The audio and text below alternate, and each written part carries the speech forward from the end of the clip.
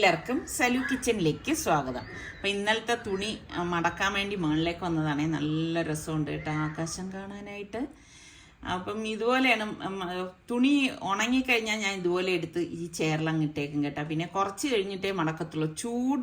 ചൂടോട് കൂടിയിട്ട് മടക്കി വെക്കത്തില്ല. നിങ്ങൾ ശ്രദ്ധിച്ചിട്ടുണ്ടോ? നമ്മൾ തുണികൾ വെയിലടിച്ച് ആ ചൂടോടുകൂടി മടക്കി വെച്ച് കഴിഞ്ഞാൽ ഒരു വല്ലാത്ത സ്മെല്ല് ഫീൽ ചെയ്യും. അപ്പം അതുകൊണ്ട് തന്നെ ഞാൻ കുറച്ചൊന്ന് ഇങ്ങനെ അകത്തിട്ട് ഒന്ന് ആ ചൂട് പോയ ശേഷം മാത്രമേ ഇതുപോലെ ഒന്ന് മടക്കി എടുക്കത്തുള്ളൂ. എനിക്ക് ഏറ്റവും മടിയുള്ള സംഭവം ഏതൊക്കെയാണെന്ന് ചോദിച്ചു കഴിഞ്ഞാൽ പാത്രം കഴുകലും തുണി മടക്കലുമാണ്. നിങ്ങൾക്ക് എങ്ങനെയാണ്? ഏതൊക്കെയാണ് ഇഷ്ടമുള്ള പണികളും ഇഷ്ടമില്ലാത്ത പണികളും? ചിലർക്ക് പാത്രം കഴുകാൻ ഭയങ്കര ഇഷ്ടമാണെന്നൊക്കെ ഞാൻ കേട്ടിട്ടുണ്ട് കേട്ടോ. പക്ഷെ എനിക്ക് ഒട്ടും ഇഷ്ടമില്ലാത്തൊരു പണിയാണ്. അപ്പോൾ ഈ തുണിയെല്ലാം ഒന്ന് മടക്കി വെക്കണം. ഞാനാണെങ്കിൽ കഴിഞ്ഞ വീഡിയോയിൽ ഞാൻ പറഞ്ഞില്ലേ, രാവിലെ എഴുന്നേറ്റ് കഴിഞ്ഞാൽ പിന്നെ ഉറങ്ങുന്ന ഒരു പരിപാടിയും ഇല്ല. ഇതുപോലെയുള്ള എന്തെങ്കിലുമൊക്കെ ജോലികൾ നമുക്ക് വീടുകളിൽ കാണുമല്ല. അപ്പം അങ്ങനെയൊക്കെയുള്ള ജോലികൾ ഈ സമയങ്ങളിൽ ചെയ്തങ്ങ് തീർക്കുകയാണ് ചെയ്യുന്നത്. നമ്മളുടെ ജോലികൾ എന്തായാലും നമ്മൾ തന്നെ ചെയ്തല്ലേ പറ്റത്തുള്ളൂ. പിന്നെ ഇവിടെ കിടക്കട്ടെ എന്ന് വിചാരിച്ചു കഴിഞ്ഞാൽ പിന്നെ നമ്മളുടെ വീട് കാണാനും ഒക്കെ ഒരു മോശമായിട്ട് തോന്നും. അപ്പോൾ എനിക്കതൊന്നും ഇഷ്ടമല്ല. എപ്പോഴും വീട് നമ്മൾ നീറ്റായിട്ട് തന്നെ ഇരിക്കണം. അപ്പം ഞാൻ ഇത് കണ്ട അത് കഴിഞ്ഞ് മടക്കിയെല്ലാം വെച്ച് കഴിഞ്ഞ ശേഷം കുറച്ച് തുണി എടുത്തിട്ടുണ്ടായിരുന്നു കേട്ടോ. ഞാൻ മുൻപും പറഞ്ഞിട്ടില്ലേ, ഉമ്മാക്ക് ഞാൻ തയ്ക്കുന്നതാണ് ഭയങ്കര ഇഷ്ടം എന്നുള്ളത്.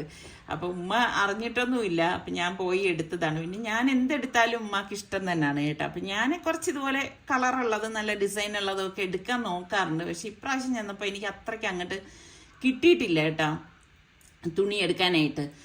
അപ്പോൾ അവർ പറഞ്ഞു ഇനിയേ വരത്തുള്ളൂ നല്ല നല്ല മോഡലിലുള്ള തുണി എന്നൊക്കെ പറഞ്ഞു. അപ്പോൾ ഉള്ളതിൽ കണ്ടത് ഇഷ്ടപ്പെട്ടതാണ് ഞാൻ വാങ്ങിയിട്ട് വന്നത് കേട്ടോ. അപ്പം ഞാൻ വിചാരിച്ചു ശരി എന്നാൽ ഇതൊന്ന് തയ്ച്ചെടുക്കാമെന്ന്. പിന്നെ ഞാൻ ഈ പറഞ്ഞ മാതിരി രാവിലെ എനിക്ക് ഒരുപാട് സമയമുണ്ട് എന്ന് പറഞ്ഞിട്ട് ഓതലും കാര്യങ്ങളും ഒന്നും മുടങ്ങാറില്ല. അതൊരു സൈഡിലുണ്ട് എന്ന് പറഞ്ഞ് ഫുൾ ടൈം നമ്മൾ അതിനായിട്ടൊന്നും ഇരിക്കുന്നില്ലല്ലോ. പിന്നെ ഈ ഉറങ്ങുന്ന സമയമാണ് ഇതിനൊക്കെ വിനിയോഗിക്കുന്നത്. ശരിക്കും നമ്മൾ ഈ ഉറങ്ങി നമ്മളുടെ ആയുസ് കളയാതെ എന്തെങ്കിലുമൊക്കെ ചെയ്തുകൊണ്ടിരിക്കണം എന്നുള്ളതാണ് എൻ്റെ ഒരു അഭിപ്രായം കേട്ടോ. ഞാനിവിടെ മക്കളുടെ അടുത്തായാലും പറയുന്ന ഒരു കാര്യമാണ്, നമ്മൾ ചുമ്മാ ഉറങ്ങി സമയം കളയരുതെന്നുള്ളത്.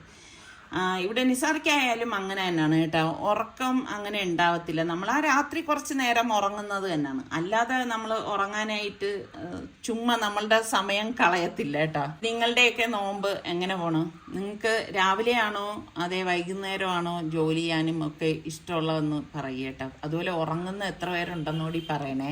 ഇപ്പം രാവിലെ എന്നെ സംബന്ധിച്ച് ഇതുപോലെയുള്ള എന്തെങ്കിലുമൊക്കെ പണികളൊക്കെ ഉണ്ടാവില്ല. അപ്പം അതൊക്കെ ഞാൻ ആ പകൽ ചെയ്തിട്ട് ഒരു അസർ ബാങ്ക് കൊടുത്ത് നിസ്കാരമൊക്കെ കഴിഞ്ഞ ശേഷമേ ഞാൻ കിച്ചണിലേക്ക് വന്നിട്ട് ബാക്കിയുള്ള ജോലികളൊക്കെ ചെയ്യാറുള്ളൂ കേട്ടോ. കുക്കിങ്ങിനായിട്ട് അടുക്കളയിലേക്ക് കുക്കിങ്ങിന് വേണ്ടിയിട്ട് കയറാറുള്ളൂ.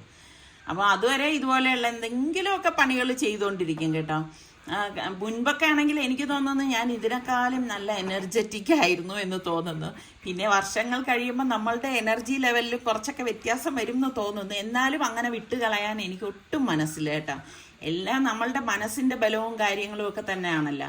മുൻപൊക്കെ ഞാൻ ഇതുപോലെ നല്ല, അതായത് എൻ്റെ അനിയത്തിയുടെ മോളൊക്കെ ഉണ്ടായിരുന്ന ആ സമയത്തൊക്കെ ആണെങ്കിൽ ഞാൻ നന്നായി ഡ്രസ്സൊക്കെ ഡിസൈൻ ചെയ്ത് അങ്ങനെയൊക്കെ അവൾക്ക് തയ്ച്ചു കൊടുക്കുകയൊക്കെ ചെയ്യുമായിരുന്നു കേട്ടോ. പക്ഷെ ഇപ്പം ശരിക്കും പറഞ്ഞാൽ അനിയത്തി എൻ്റെ അടുത്ത് ചോദിക്കും, സനമോൾക്ക് നിനക്ക് ഡിസൈൻ ചെയ്തുകൂടെ എന്നുള്ളത്. പക്ഷെ ഇപ്പം എന്താ എനിക്ക് ഒന്ന് ഇപ്പം നമുക്ക് പുറത്തൊക്കെ ഒരുപാട് ആ ഡിസൈനിലൊക്കെ ഡ്രസ്സൊക്കെ കിട്ടുന്നത് കൊണ്ടാണോ എനിക്ക് കുഞ്ഞുങ്ങളുടെ ഡ്രസ്സ് ഇപ്പം അങ്ങനെ ഡിസൈൻ ചെയ്യാനും അത് മെനക്കെട്ടിരുന്ന് തയ്ക്കാനും ഒന്നും അതിനോടൊന്നും വലിയൊരു ഇൻട്രസ്റ്റ് ഇല്ല. ഓരോ പ്രാവശ്യം ഓരോരോ ഇൻട്രസ്റ്റ് അല്ലേ. അപ്പം എനിക്ക് ഡിസൈനിങ് ഒക്കെ ഭയങ്കര ഇഷ്ടമാണ് കേട്ടോ. മുമ്പൊക്കെ ഞാൻ ഒരുപാട് എൻ്റെ ഡ്രസ്സിൽ തന്നെ നല്ല നല്ല ഡിസൈനും കാര്യങ്ങളും ഒക്കെ ചെയ്യുമായിരുന്നു. പിന്നെ അങ്ങനെ നോക്കുമ്പം അന്ന് എനിക്ക് കുക്കിംഗ് ചാനലും കാര്യങ്ങളും ഒന്നും ഉണ്ടായിരുന്നില്ല. ഇപ്പം അങ്ങനെയല്ലല്ലോ. ഇപ്പം അതിൻ്റെ പുറകെ നമ്മൾ കുറേ സമയം സ്പെൻഡ് ചെയ്താൽ മാത്രമേ ഒരു വീഡിയോ പുറത്തേക്ക് വരത്തുള്ളൂ. അത് വീഡിയോ ചെയ്യുന്നവർക്കറിയാം. അപ്പം അതിന് വേണ്ടിയിട്ട് കുറേ സമയം പോകും. പിന്നെ അതിൻ്റോടൊപ്പം തന്നെ നമ്മളുടെ വീട്ടുകാര്യങ്ങളും പിന്നെ മക്കളുടെ കാര്യങ്ങൾ അങ്ങനെ തിരക്ക് പിടിച്ച ദിവസങ്ങളിൽ നിന്ന് തന്നെ പറയാം. ശരിക്കും പറഞ്ഞാൽ നല്ല തിരക്കുള്ള സമയം തന്നെയാണ് എപ്പോഴും നല്ലത് കേട്ടോ. അങ്ങനെയുള്ള മനസ്സുകളിൽ ആർക്കും ശൈത്താൻ കയറത്തില്ല. കാരണം എന്ന് പറഞ്ഞാൽ നമ്മൾ എപ്പോഴും എൻഗേജ് ആയിട്ടിരിക്കുകയാണ്. വേറെ ഒന്നിനെക്കുറിച്ച് ചിന്തിക്കാനോ പ്രവർത്തിക്കാനോ ഒന്നും സാധിക്കത്തില്ല. അത് വാസ്തവമാണ് കേട്ടോ. ഞാൻ ഒരുപാട് വ്യക്തികളെ ഞാൻ ശ്രദ്ധിക്കാറുണ്ട് കേട്ടോ. ഇപ്പം നമ്മൾ നോക്കുമ്പോഴേക്ക് ഒരുപാട് നല്ല മൾട്ടി ടാലൻറ്റഡ് ആയിട്ടുള്ള ഒരുപാട് വ്യക്തികളുണ്ട്. നമുക്ക് ചുറ്റും തന്നെ. അപ്പം ഞാൻ ശരിക്കും പറഞ്ഞാൽ അവരെയൊക്കെ ഞാൻ അതിശയത്തോടെ, ചിലപ്പോൾ എന്നെക്കാളും പ്രായം കുറഞ്ഞ കുട്ടികളായിരിക്കും, എൻ്റെ മക്കളുടെ പ്രായമുള്ളവരായിരിക്കും, എങ്കിലും ഞാൻ അവരെ ശരിക്കും പറഞ്ഞാൽ നമുക്ക് അതിശയം തോന്നും കേട്ടോ, അവരെന്തെല്ലാം കാര്യങ്ങൾ ചെയ്യുന്നുണ്ടല്ലോ എന്നുള്ളത്. ശരിക്കും അങ്ങനെ തന്നെ എല്ലാവരും ആയിരിക്കണം എന്നുള്ളതാണ് എൻ്റെ ഒരു അഭിപ്രായം കേട്ടോ. എപ്പോഴും നല്ല എനർജറ്റിക്കായിട്ട് നമുക്ക് പല പല പല കാര്യങ്ങളിലേക്ക് ശ്രദ്ധ ചെലുത്താനും അത് നടപ്പിലാക്കാനും ഒക്കെ സാധിക്കണം. അല്ലാതെ ചുമ്മാ നമ്മൾ ഉറങ്ങി കിടന്ന് വെറുതെ അടുക്കളയിൽ കുറച്ച് സമയം കളഞ്ഞ് അതിലൊരു കാര്യമില്ല കേട്ടോ. നമുക്ക് ചെയ്യാൻ പറ്റുന്ന കാര്യങ്ങൾ നമ്മൾ ചെയ്യണം. അപ്പോൾ ഞാൻ ആ തച്ച് വെച്ച ശേഷം ഞാൻ നേരെ കിച്ചണിലേക്ക് വന്നു കേട്ടോ. കിച്ചണിലേക്ക് വന്നിട്ട് നോക്കുമ്പോഴേക്കൊണ്ട് 3 ഏത്തപ്പഴം ഇരിപ്പുണ്ടായിരുന്നു കേട്ടോ. അപ്പോൾ എൻ്റെ ഉമ്മാക്ക് ഭയങ്കര ഇഷ്ടമാണ് ഞാൻ ഉണ്ടാക്കാൻ പോണ പലഹാരം. അപ്പം ഞാൻ വിചാരിച്ചു ശരി എന്നാൽ ഇത് വെച്ചിട്ട് ഇത് ഉണ്ടാക്കാം എന്ന് കരുതിയിട്ട് ആകെ 3 ഏത്തപ്പഴേ ഉണ്ടായിരുന്നുള്ളൂ കേട്ടോ. അപ്പം നിസാറിക്ക പള്ളിയിൽ പോയിരിക്കുകയായിരുന്നു, അല്ലെങ്കിൽ നിസാറിക്ക അടുത്ത് പറഞ്ഞ് കുറച്ച് ഏത്തപ്പഴം കൂടി വാങ്ങിക്കാമായിരുന്നു. പിന്നെ ഞാൻ തയ്ച്ചിട്ടൊക്കെ വന്നതുകൊണ്ട് ഈ പറഞ്ഞ മാതിരി എനിക്കിനിയിപ്പോൾ കടയിൽ പോയി വാങ്ങിയിട്ട് വരാനുള്ള സമയമൊന്നുമില്ല. അപ്പം ഈ 3 വെച്ചിട്ട് ഞാൻ റെഡിയാക്കാമെന്ന് കരുതി. അത് സ്റ്റീമറിലേക്ക് വെച്ചു, അതൊന്ന് ആവിയേറ്റി എടുക്കുകയാണ് കേട്ടോ. അപ്പം നിങ്ങൾ കണ്ടിട്ടുണ്ടോ മുൻപ് ഞാൻ ഇഞ്ചി വെളുത്തുള്ളി പേസ്റ്റ് ആക്കി ഫ്രീസറിൽ വെച്ചിരുന്നത്. സത്യം പറഞ്ഞാൽ അത് ഇതുവരെ കട്ട് ചെയ്തിട്ടില്ലായിരുന്നു കേട്ടോ. കാരണം ഓൾറെഡി എൻ്റെ കയ്യിൽ ഇഞ്ചി വെളുത്തുള്ളിയൊക്കെ തീരാറായി ഇരിപ്പുണ്ടായിരുന്നു, അത് തീർന്നിട്ടില്ലായിരുന്നു. അപ്പം ഞാൻ ഇപ്പോൾ അത് ഫ്രീസറിൽ നിന്ന് എടുത്തിട്ട് വന്നതാണ്. അപ്പം ഞാൻ അന്ന് കാണിച്ചപ്പോൾ പലരും എൻ്റെ അടുത്ത് ചോദിച്ചു അത് കട്ട് ചെയ്യുമ്പോൾ കാണിച്ചു തരണേന്ന്. മിക്കവാറും ഞാൻ ഈ ഇഞ്ചി വെളുത്തുള്ളി പേസ്റ്റ് ഉണ്ടാക്കണതും എല്ലാം കാണിക്കാറുണ്ട്. അപ്പം ഞാൻ ഇങ്ങനെയാണ് പ്ലേറ്റിൽ സെറ്റ് ചെയ്തെടുക്കും കേട്ടോ. എന്നിട്ട് ഇതുപോലെ ഒന്ന് കട്ട് ചെയ്തെടുക്കുകയാണ് ചെയ്യണത്. മുൻപൊക്കെ ആണെങ്കിൽ ഞാൻ ഐസ് ട്രേയിൽ വെച്ചിട്ടാണ് ചെയ്തുകൊണ്ടിരുന്നത് കേട്ടോ. അപ്പോഴാണ് നമ്മളുടെ അവിടെ ഞങ്ങൾ ഇനിയിപ്പോൾ ആരും ഇനി പഴയ കഥ കൊണ്ടുവരുന്നു എന്നൊന്നും പഴയ ആൾക്കാർ പറയണ്ട. ഞങ്ങൾ സൗദിയിലായിരുന്നു കേട്ടോ. അപ്പോൾ ആ സമയത്ത് അവിടെ ഒരു ഹൈദരാബാദി ഭാബി ഉണ്ടായിരുന്നു. ഭാബിയാണ് ഈ ട്രിക്കൊക്കെ പറഞ്ഞു തന്നത്. അപ്പോൾ ഭാബി എൻ്റെ അടുത്ത് പറഞ്ഞ് ഐസ് ട്രേയിൽ വെച്ച് ചെയ്യേണ്ട, അത് ഭയങ്കര പാടാണ്, ഇതുപോലെയുള്ള പ്ലേറ്റിൽ വെച്ച് ചെയ്താൽ മതി, അതാവുമ്പോൾ എളുപ്പമാണെന്ന്. സത്യം, അത് പ്ലേറ്റിൽ വെച്ച് ചെയ്തെടുക്കുമ്പോൾ എന്ത് എളുപ്പമാണെന്നറിയാം. ഒരുപാട് ക്വാണ്ടിറ്റിയിൽ നമുക്ക് കിട്ടുകയും ചെയ്യും. നമുക്ക് ഇഷ്ടമുള്ള സൈസിൽ ഇതുപോലെ കട്ട് ചെയ്തെടുക്കാം. ഇതാണ് നമുക്ക് നല്ല കാര്യങ്ങൾ പറഞ്ഞു തരുന്നവരെ നമ്മൾ ജീവിതത്തിൽ മറക്കത്തില്ല. അങ്ങനെ ഒരാളാണ് ഇപ്പം ഞാൻ പറഞ്ഞ ആ ഭാബി കേട്ടോ. ഇങ്ങനെ കുറേ ഭാബിമാർ എൻ്റെ ജീവിതത്തിൽ ഇങ്ങനെ കടന്നു പോയിട്ടുണ്ട്. അവരൊക്കെ ഞാൻ ഓരോ സമയങ്ങളിൽ ഇങ്ങനെ ഓർക്കാറുണ്ട്. പറ്റുന്നവരെയൊക്കെ കോണ്ടാക്ട് ചെയ്യാറുണ്ട്. ചിലരുടെ കോണ്ടാക്ട്സ് തന്നെ എന്നിൽ നിന്ന് നഷ്ടപ്പെടാറുണ്ട്. എന്നാലും ആ വ്യക്തികളെ ഞാൻ മറക്കാറില്ല കേട്ടോ. അപ്പം ഞാൻ ഇത് കണ്ടെയ്നറിലേക്ക് മാറ്റി ബാക്കിയുള്ളത് ഞാൻ സിപ്ലോ കവറിൽ അടച്ച് ഫ്രീസറിൽ വെക്കുകയാണ് കേട്ടോ. അപ്പോൾ കണ്ടെയ്നറിൽ വെക്കണമെന്ന് വെച്ച് കഴിഞ്ഞാൽ കറികളൊക്കെ ഉണ്ടാക്കുമ്പോൾ നമുക്ക് എളുപ്പത്തിന് അത് ഉപയോഗിക്കാനായിട്ട് പറ്റുമല്ലോ. പിന്നെ എൻ്റെ അടുത്ത് ചിലർ ചോദിക്കാറുണ്ട് ഇത് എത്ര നാൾ കേടാകാതെ ഇരിക്കും എന്നുള്ളത്. കുറേ നാളിരിക്കും കേട്ടോ. കാരണം ഞാൻ ഇതിൽ ഓയിലോ ഒന്നും ഉപയോഗിച്ചിട്ടല്ല റെഡിയാക്കണത്. നിങ്ങൾ പലപ്പോഴും കണ്ടിട്ടുണ്ടാവും, അല്ലെങ്കിൽ നിങ്ങൾ ജിഞ്ചർ ഗാർലിക് പേസ്റ്റ് സലൂ കിച്ചൻ എന്നൊക്കെ പറഞ്ഞ് സെർച്ച് ചെയ്ത് നോക്കി, ഞാൻ ഉണ്ടാക്കിയതൊക്കെ അതിലുണ്ട്. അപ്പം അതുകൊണ്ട് തന്നെ ഞാനിപ്പോൾ വർഷങ്ങളായിട്ട്, ഒരുപാട് വർഷമായി, എനിക്ക് തോന്നുന്നു ഒരു 10-30 വർഷമായിട്ട് ഞാനിത് ട്രൈ ചെയ്യുന്നുണ്ട് കേട്ടോ. ഇപ്പം നമ്മളുടെ ഏത്തപ്പഴമൊക്കെ ആവിയേറ്റി നല്ലതുപോലെ റെഡിയായി വന്നിട്ടുണ്ട്. വെള്ളത്തിലിട്ട് വേവിച്ചെടുക്കരുത്, എങ്കിൽ ശരിയാവത്തില്ല. ഇതുപോലെ സ്റ്റീം ചെയ്തെടുക്കണം. അടുപ്പത്ത് വെച്ചോ അല്ലെങ്കിൽ ഇതുപോലെ സ്റ്റീമറിൽ വെച്ചിട്ടോ എടുത്താൽ മതി കേട്ടോ. അപ്പം ഞാൻ ആ സമയം കൊണ്ട്, അത് തണുക്കുന്ന സമയം കൊണ്ട് ഒരു പാൻ അടുപ്പത്തേക്ക് വെച്ചിട്ട് കുറച്ച് നെയ്യ് ഒഴിച്ചിട്ട് നമുക്കിനിയിപ്പം ഈ അണ്ടിപ്പരിപ്പ് കിസ്മിസൊക്കെ ഒന്ന് വറുത്തെടുക്കണം കേട്ടോ. അപ്പോൾ അതൊന്ന് വറുത്തെടുക്കുകയാണ്.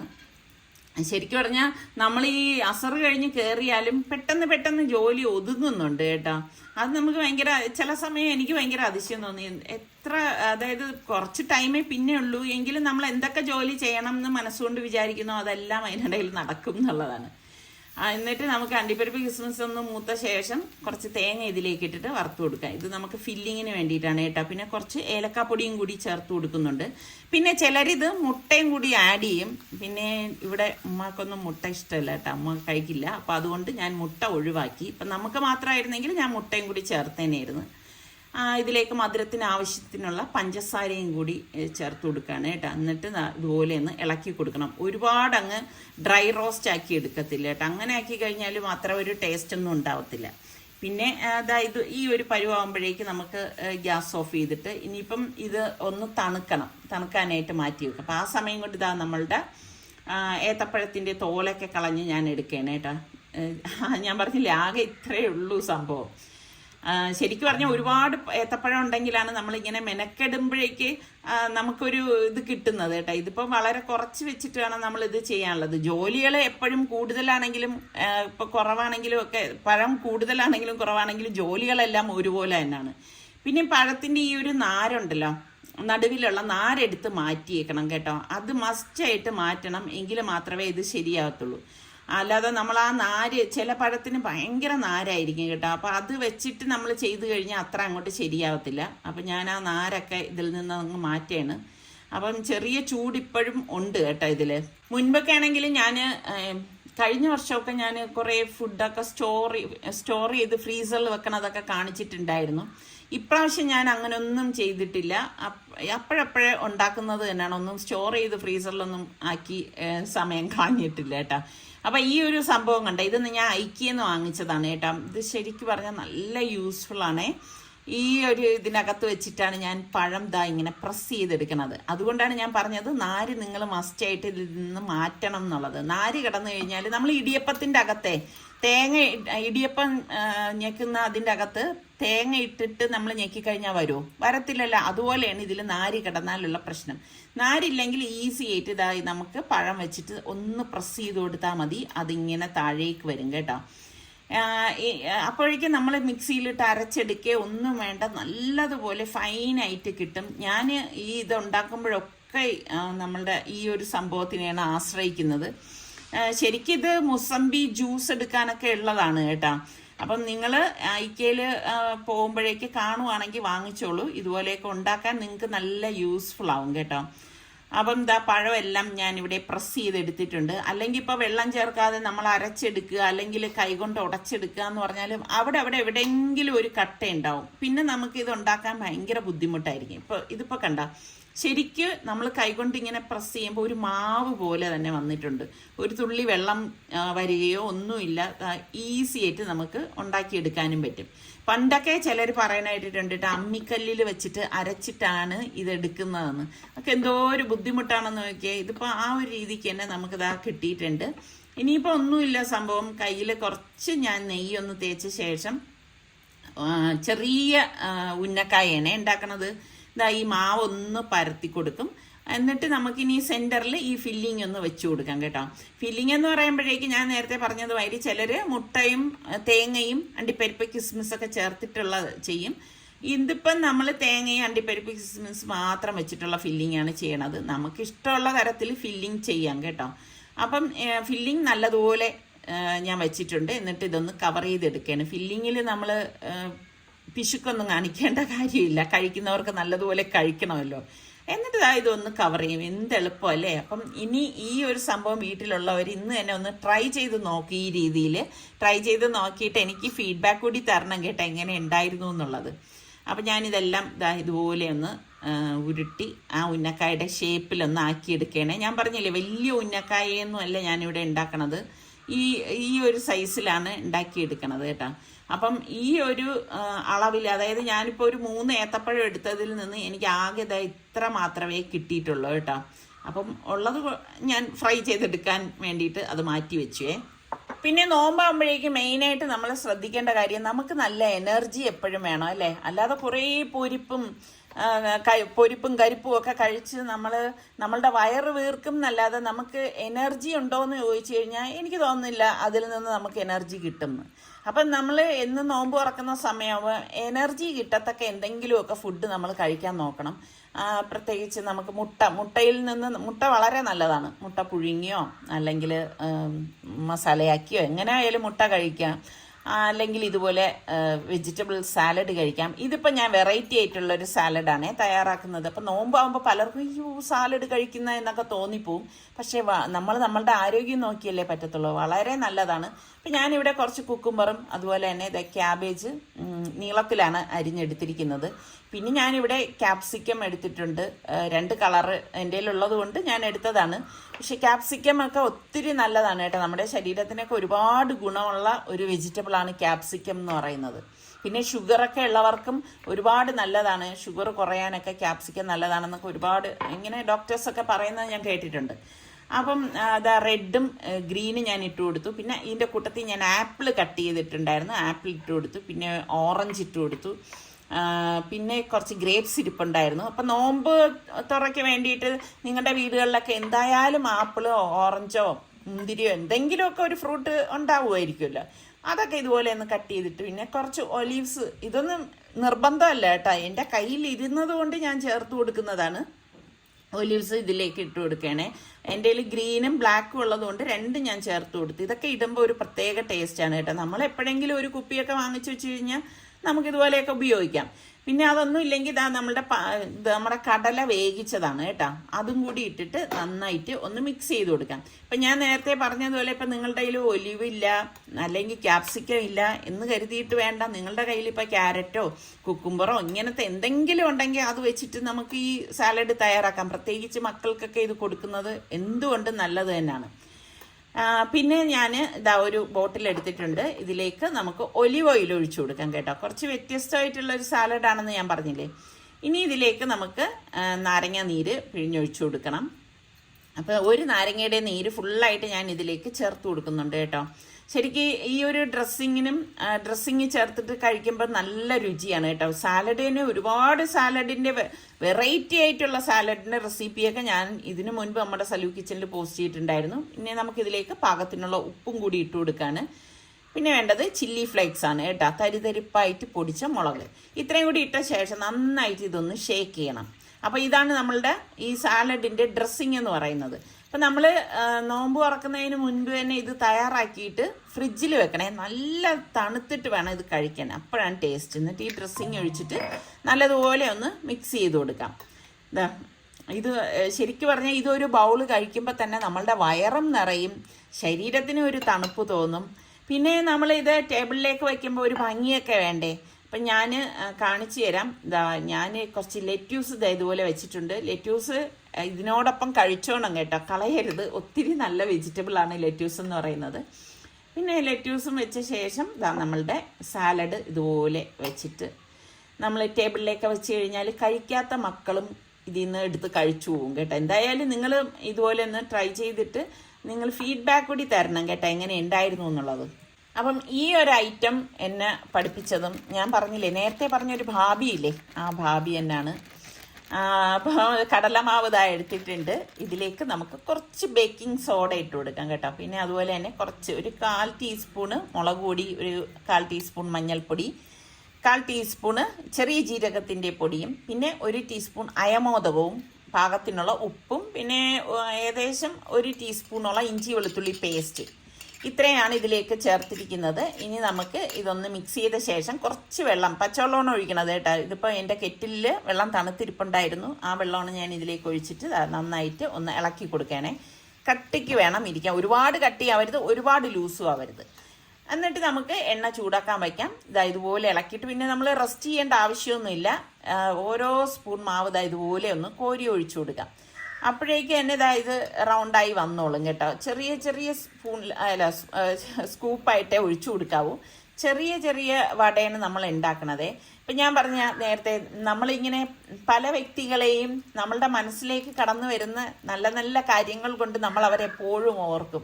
അപ്പം ഞാൻ ഈ ദഹിവട ഉണ്ടാക്കുമ്പോഴൊക്കെ ഞാൻ ആ ഭാബിയെ ഓർക്കും കേട്ടോ. ഇവിടെ സൽമാനാണെങ്കിൽ ഭയങ്കര ഇഷ്ടമുള്ള ഒരു സംഭവമാണ് ദഹിവട എന്ന് പറയുന്നത്.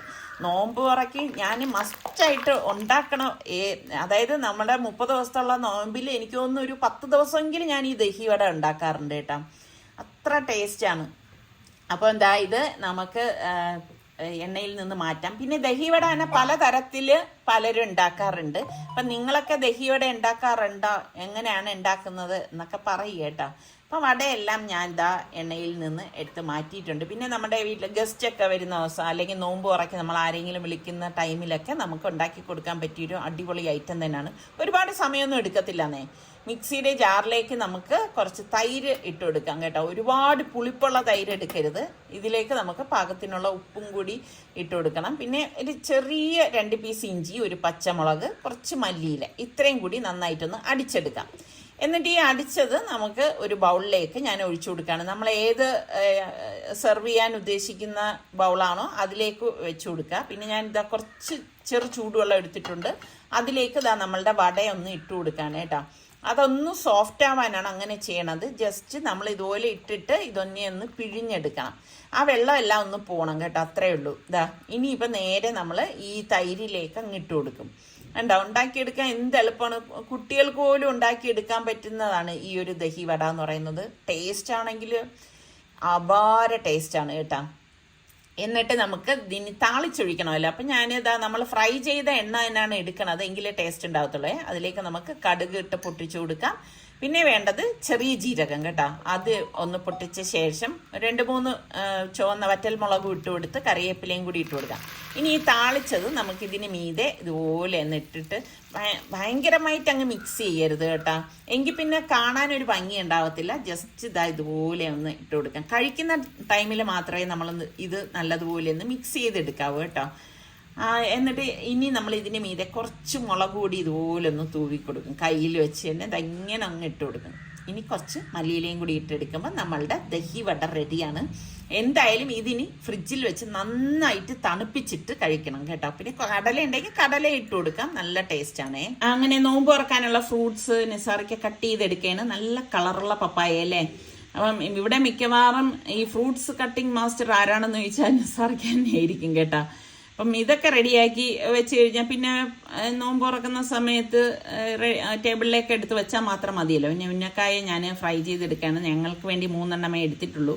പിന്നെ ഉമ്മാക്കുള്ളത് കൊടുത്തു. പക്ഷെ ഇപ്രാവശ്യം ഇങ്ങനെ അധികം ഉണ്ടായിരുന്നില്ല. ഞങ്ങൾ കണ്ടില്ല, ഏത്തപ്പഴം അധികം ഉണ്ടായിരുന്നില്ല. ഇനി ഇൻഷാ അല്ലാഹ് ഏത്തപ്പഴം വാങ്ങിയിട്ട് വേണം കൂടുതൽ ഉണ്ടാക്കി കൊടുക്കാനുള്ളത്. അപ്പം അതാ ഇതൊന്ന് ഫ്രൈ ആവുമ്പോഴേക്ക് നമുക്കിത് എണ്ണയിൽ നിന്ന് മാറ്റാം. എന്തായാലും ഈ ട്രിക്ക് നിങ്ങളൊന്ന് ഉപയോഗിച്ചിട്ട് ഉള്ളവരാണെങ്കിൽ അതിലൊന്ന് നോക്കിയിട്ട് എനിക്ക് ഫീഡ്ബാക്ക് കൂടി തരണം കേട്ടോ, ഇഷ്ടപ്പെട്ടോ ഇല്ലയോ എന്നൊക്കെ ഉള്ളത്. പിന്നെ നോമ്പ് തുറക്കാറായപ്പോഴേക്ക് ഇതാ എല്ലാം ടേബിളിലേക്ക് കൊണ്ടുവന്ന് വെക്കാണ്. ഇന്നിപ്പോൾ കുടിക്കാനായിട്ട് നാരങ്ങ വെള്ളമാണ് എടുത്തിരിക്കുന്നത്. പലരും പറയും നാരങ്ങ വെള്ളം അത്ര നല്ലതല്ല എന്ന്. പിന്നെ ഇതാ നമ്മൾ ഉണ്ടാക്കിയതെല്ലാം എടുത്ത് വെച്ചിട്ടുണ്ട്. അപ്പോൾ ഇതൊക്കെയാണ് നമ്മളുടെ ഇന്നത്തെ നോമ്പ് തുറ എന്ന് പറയുന്നത്. കഞ്ഞി മസ്റ്റായിട്ട് ഇവിടെ ഉണ്ടാവും കേട്ടോ.